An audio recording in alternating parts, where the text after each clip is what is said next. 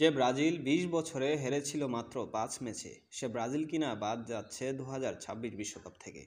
বিশ্বকাপ খেলতে হলে কিংবা যে সমীকরণে বাদ পড়তে পারে ব্রাজিল, তা নিয়ে থাকছে থাইসেলফ স্পোর্টসের আজকের প্রতিবেদন। দক্ষিণ আমেরিকার প্রত্যেকটি দেশ বিশ্বকাপ বাছাই পর্বের জন্য ম্যাচ খেলবে সর্বমোট ১৮টি। ১২ ম্যাচ শেষে ১৮ পয়েন্ট নিয়ে তালিকায় ৫ নম্বরে ব্রাজিল।